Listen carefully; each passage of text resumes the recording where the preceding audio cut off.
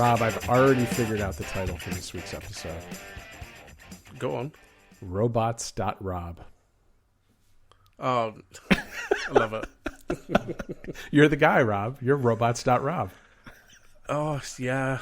I know it's been a week. I've printed up T-shirts that say Dot Robb.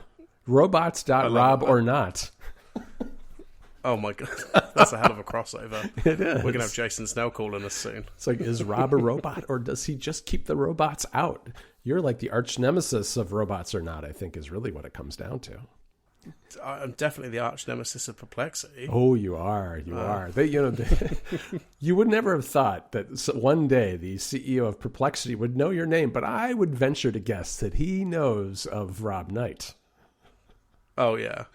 He knows who you are. Yeah. He knows. I'm on their Wikipedia page now. Yes, you are. Yes, you are. Well, we're going to get into that. We're going to get into that in a little bit. Yeah. It's been a week. It's been what a week it's been, Rob. And we're gonna lay a little background and context around this past week. But first, I have snack news.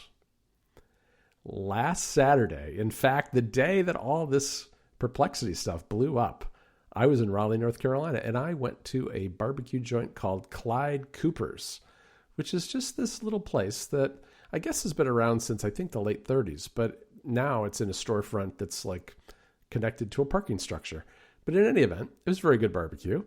And one of the sides that came with every order were pork rinds. And I tried a handmade pork. These are like, cooked there, right there on the premises. Mm-hmm. And I tried them because I knew I had to for the show. I don't like the idea of them since they are fried pork skin, but they're very salty and they're actually quite good. But I only had one of them. I didn't go beyond that. I just wanted to let everybody know that for the show, I went down the pork rind path and had a pork rind. You really are the hero we need. I know. Well, everyone appreciates it, John. Sacrifice, The other thing, I tried this week and finished at lunch today, in fact, was a bag of Kettle Brand limited edition sweet and spicy gochujang Korean chili paste potato chips. That's a mouthful.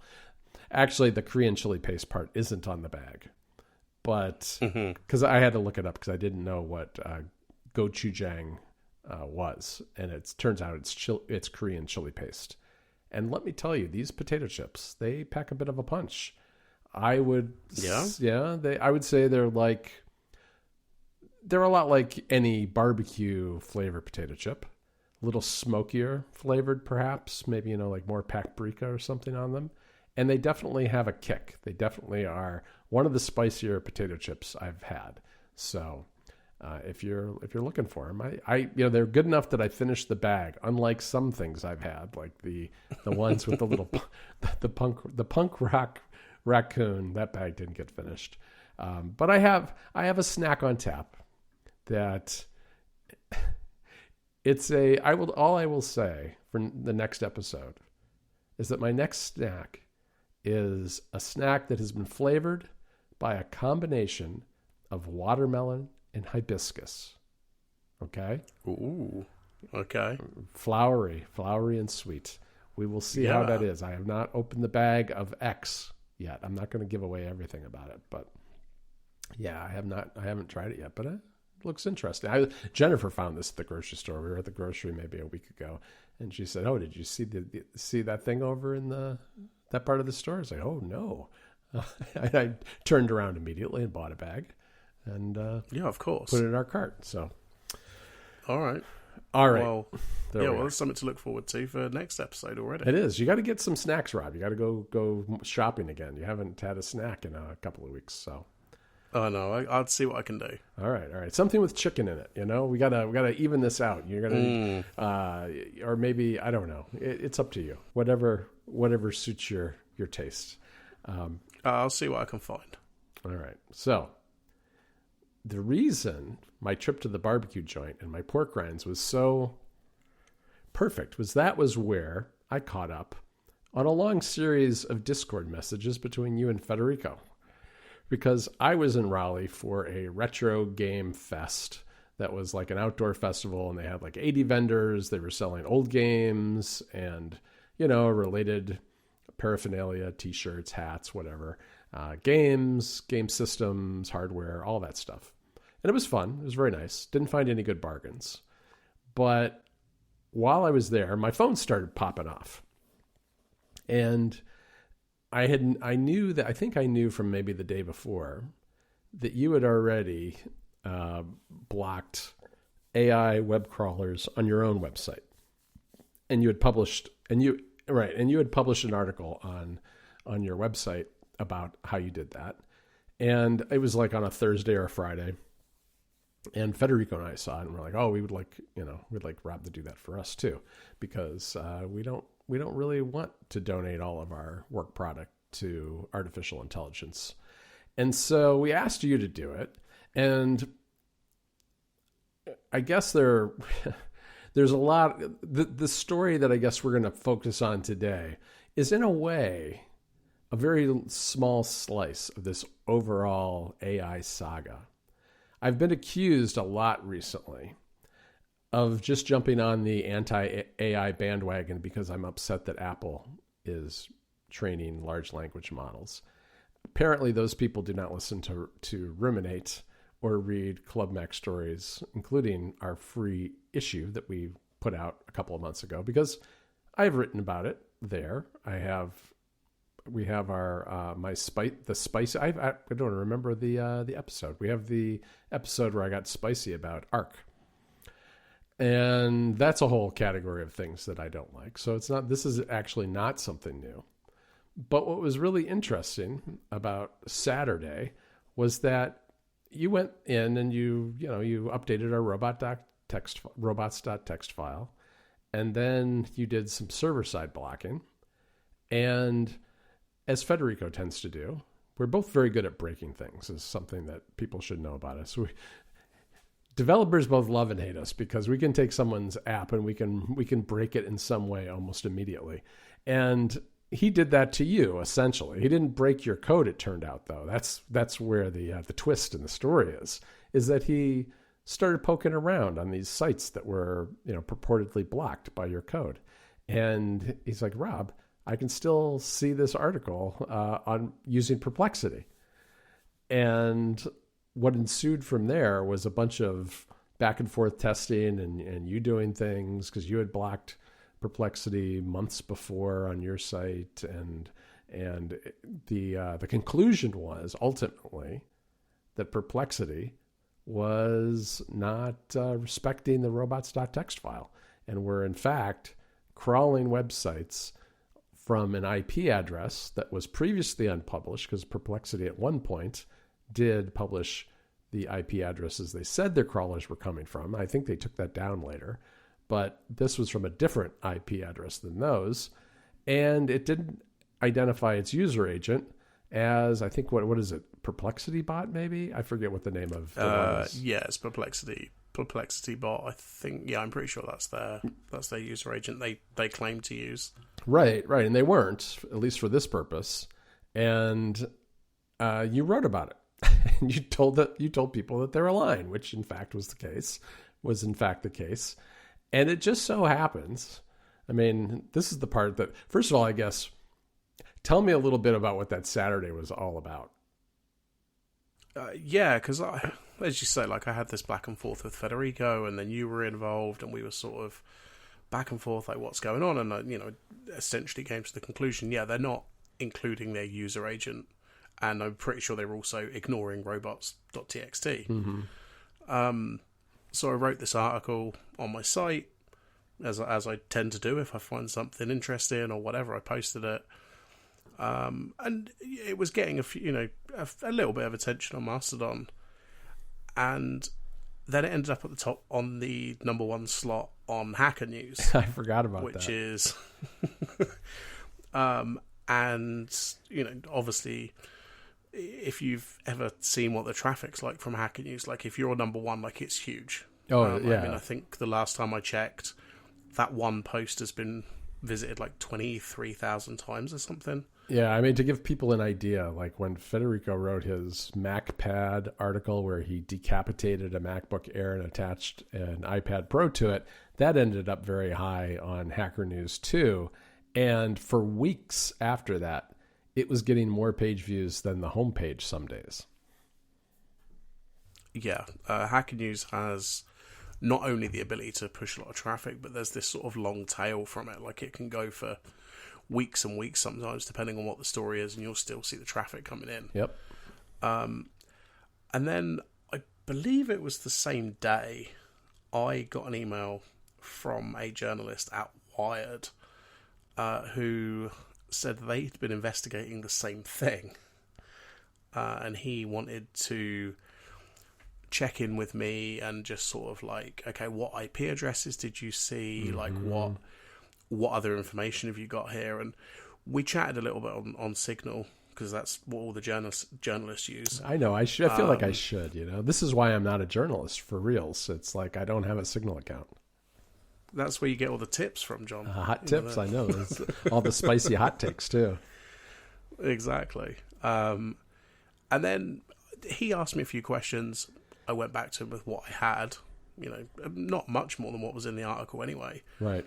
And then I actually didn't hear back from him until the next day, when their article went up, which is really when all of this kicked off even more so. Yeah, it really blew up. I mean, you were getting a ton of traffic from Hacker News, but it was still pretty much, I guess, it's a lot of traffic, but it's still pretty narrow band in terms of the audience for Hacker News, I think. Whereas Wired is a little bit more of a general interest publication, so it got wider notice and obviously started getting picked up by other outlets as well. And the thing about the Wired story was that it was a pretty spicy story for Wired, wouldn't you say? Mm-hmm. I think they were really upset. I think, as a sort of side note, like, don't pretend like, newspapers and media places don't have biases. Of course they do. And I think Wired's opinion on AI scraping was pretty clear from this article. Yeah, it absolutely they're not happy was. about it. Yeah, they weren't at all. And I think, to me, like, one of the things, it was a very long story, and one of the things that, to me, was just super damning, that was just in a parenthetical. I mean, putting aside all the nonsense and all the things about what Perplexity was saying, was that, one of the things that Perplexity purports to do is to cite their sources and send traffic back to them. They may cite the sources in a fairly, I think, probably too hidden way, but they certainly don't send traffic, because if I recall correctly, Wired said that they had, in the month of May, received like 880 or something, referrals. It was a pretty small number. It was. I think, pretty sure it was less than 1,000. Which it was in the 800s. And that one article that they were talking about had gotten 17.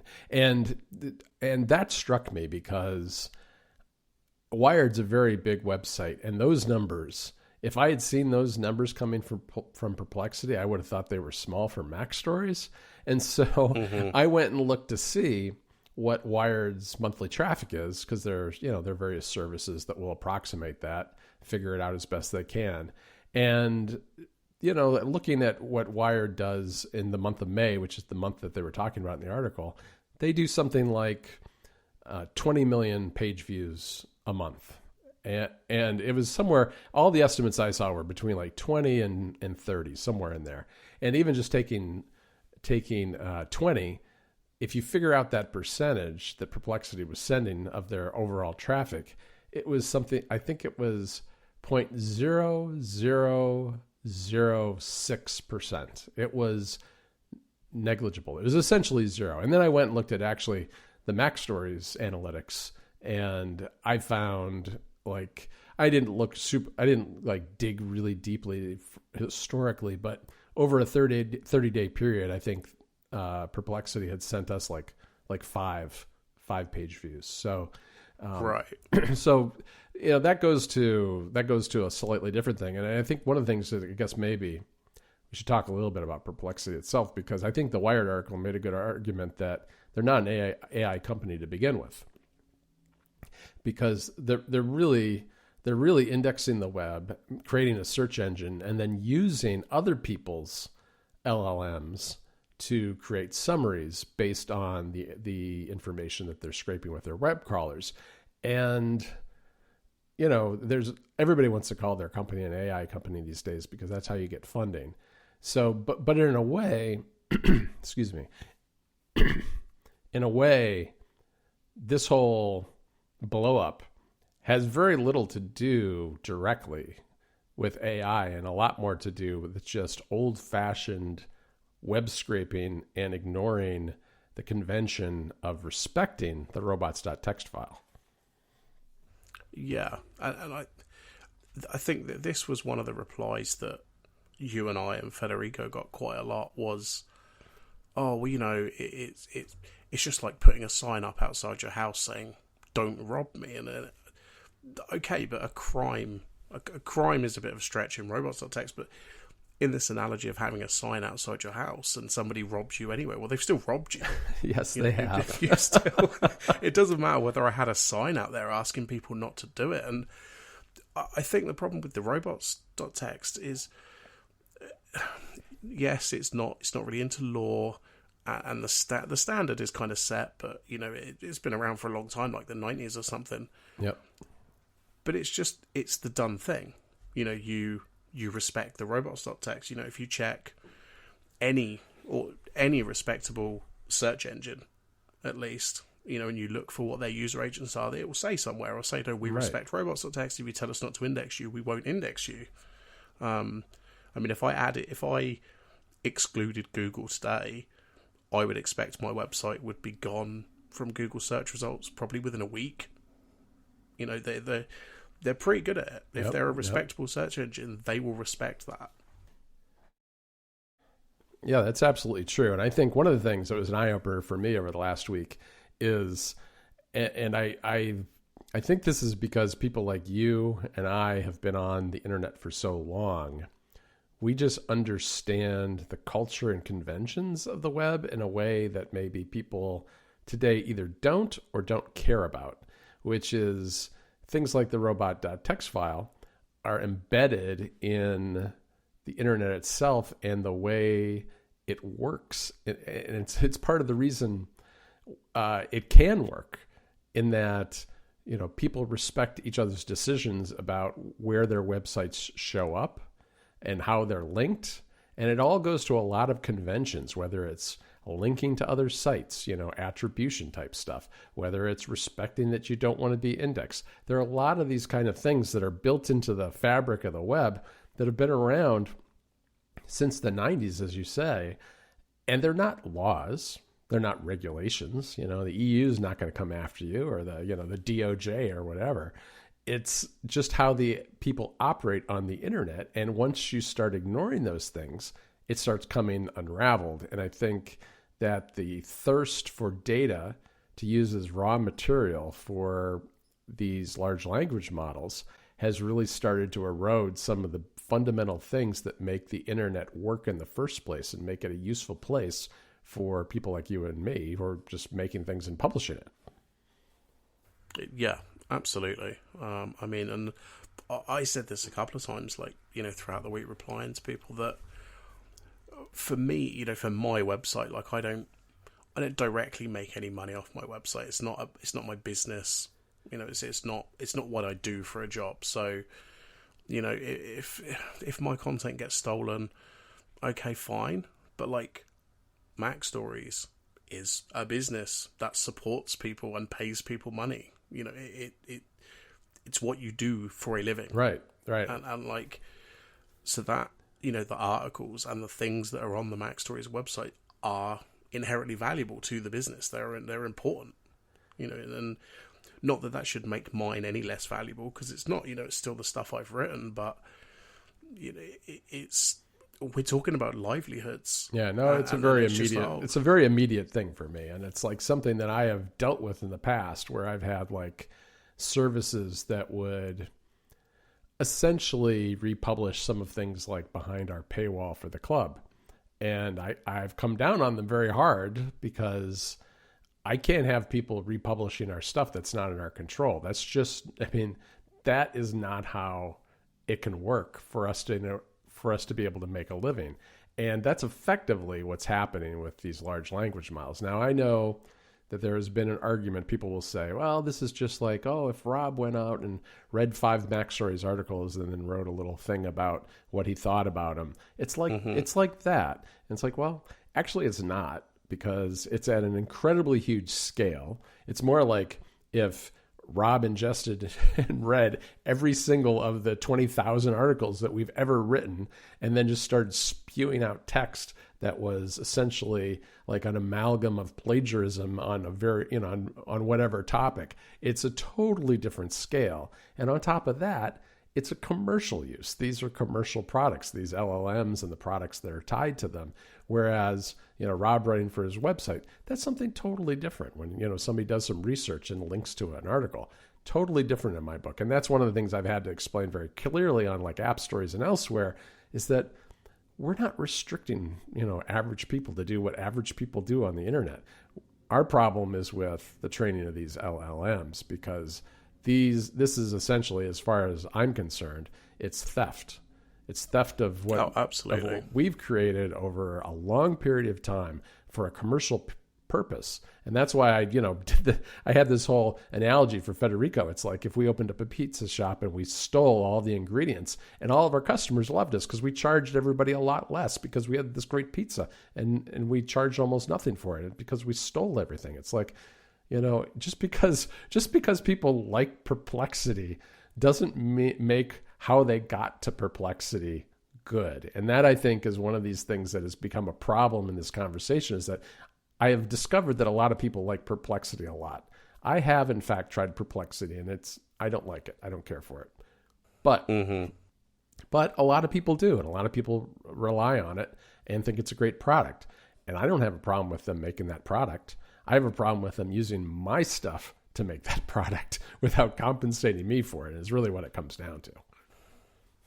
Never mind the fact the evidence that it will just make stuff up if it can't read something, or it can't access something, which happened multiple times in Wired's investigation and a bunch of other places. Yeah, I love that story that Wired told about how it made up a story about a little girl going down a path of magic mushrooms or something, which was the summary of a Wired article.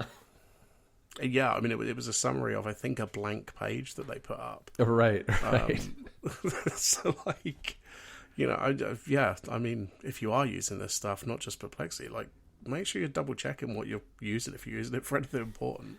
Which to me, too, is like one reason I don't use a lot of tools like that, is because to me, it almost slows me down in the sense that I don't just read random stuff off the internet. I have sources that I trust, whether they're publications or individual authors at various publications. And I'll read that stuff and use it in my research for when I write. I don't go to like rando websites very often. And if I do end up on a page that's maybe like some individual's blog that I've never heard of before, I tend to poke around a good bit to kind of get a sense for it before I actually will link to somebody. And I don't think an AI does that kind of thing. But that's getting into the product itself, which I think maybe we shouldn't do, because I know a lot of people do like it, and it's got its place. It's fine. And I kind of just feel like I just don't care. Like I've tried it. It's not for me. It's fine. People can like different things, but as you say, there's no point. There's no point in us talking about the product itself, because neither of us are going to use it. Right. And and when we talk about the product, it's very much like my rant about Arc Search. And the problem I have with both of these services, at least from the standpoint of a publisher, is that they are attempting to various degrees to replace our content, to get in between us and our readers is really what it comes down to. I think Arc Search is probably the worst offender of that. Perplexity obviously does, and I guess they both do some citations, but I think that Perplexity's layout and their design is a little better from that standpoint. But even if I think it looks better, the numbers don't bear out that they're actually sending traffic to anybody. So they're really They're really just, getting in between publications and their readers. I think it's funny that Casey Newton, he calls them plagiarism engines instead of search engines, which I love. I mean, I think Casey gets pretty spicy about this stuff too. And I like reading his takes on it, but I don't know. I feel like we've talked about this to death. I really do not intend to talk about AI all summer. One of the things that gets lost too, I think, is that I'm not fundamentally against artificial intelligence. I am against tech bros stealing my stuff to make their AI tools. I mean, it's a technology.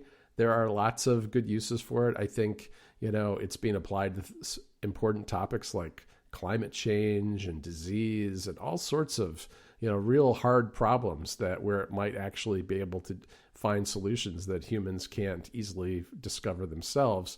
But that's not the kind of thing we're talking about here. This is a different thing. And it's more about how it's built than what is possible with it. And, people have said to us, well, if they had to pay you, they couldn't make these great LLMs. And it's like, well, that all you're saying is if someone didn't steal from me, they couldn't offer a cheaper product. And it's like, yeah, that's exactly what I'm saying. I'm saying, they should find a different way to do this. It's not right to take people's stuff and just use it and then ask for forgiveness later. And they don't really ask for forgiveness. I mean, even Apple has been an offender of this. They crawled the web. They used our stuff, and then they gave us an opt-out after the fact, which I think is despicable. I mean, I think it's incredibly disappointing from Apple's standpoint, but this is not just an Apple thing. They're all doing this. Oh, absolutely. I think I think the difference with Apple is they try to present themselves as caring about privacy and people's data and stuff like that. Well, and the intersection of liberal art technology and the liberal arts, it's like, okay, you forgot about one of those streets. Yeah. Yeah. I think Apple have annoyed a lot of people with this. But, a bit like you, I don't want to talk about this next episode. No, we're done with it. Unless we have any particular follow-up. Yeah. And if you're wondering what we think about some of the generative image creation stuff or speech synthesis, there are problems with all of this. I don't particularly like that my voice has probably been used to create things for 11 Labs, and I don't like generative images, especially, Apples actually don't upset me so much only because I think they're so bad that I personally wouldn't use them, and I can't imagine that they're going to take any work from any actual illustrator, because I certainly wouldn't publish them. Maybe somebody will, but I'm sure someone will, in fact. But I think they're kind of garbage. Maybe they'll get better, but I'm not a fan of that either. I mean, we've pointed out more than once that when NPC and Comfort Zone were added to our lineup of podcasts recently at Mac Stories, we hired and paid an illustrator to do the Comfort Zone art, and the NPC art was done by Brendan Bigley, who's one of our co-hosts. So, we're not, we're all for hiring artists and using artists to do things where it's appropriate. Yeah, absolutely. But yeah, we can call that the final word, I think. At least for a little bit, unless something major happens. I think the thing that's really hard about this is that it's moving so fast that things evolve very quickly. I actually didn't intend to write about the Wired story at first, because I thought to myself, I'm like, well, it's not really about Apple, which is our typical beat at Mac Stories. But the reality is they have an app. A lot of people who are into the Apple ecosystem use Perplexity. And it was also about us to the degree that you discovered it when working on the Mac Stories stuff. And so I just was like, I'm just going to lay it out here. And that created quite an uproar, that post. And it's going to continue to be a topic of debate, I think, because I know from just talking and listening and reading other tech journalists that they don't share our views on that. And I know we are One thing that I think that we've made abundantly clear, me and Federico, is that we feel extremely strongly about this. And a lot of people don't like that. And I don't know. I don't know what to say about that other than, I mean, it's important to us. And we're not going to change our mind about that. But I do try to keep an open mind because, like I said, I'm not against artificial intelligence itself. I welcome thoughtful, well-designed products that don't take stuff from people. And I'm hoping to get more of those. I mean, one of my favorite recent iOS apps is Sequel, which is a media tracker from Roman, who lives in London. And you know what Roman does? He takes, if you're reading an article on Polygon and it's about, you know, the new Zelda game, and you use the share sheet, you send it into his AI, and it's not doing anything with the author's article except pulling out the name of the game and making it easier for you in fewer steps to add the name of the game to your list of games you want to play later, or a book or movie or whatever you want. It works on all those things. And then as soon as you're done doing that, you dismiss the share sheet and you keep reading the author's article. That's like incredibly smart and really thoughtful and adds value without taking away anything from the author of the article in the first place. And I think we need more of that. And I'm going to definitely talk about that stuff. I'm just a little sick of talking about how the models are trained more than anything else. Yeah, I think I'd agree with you there.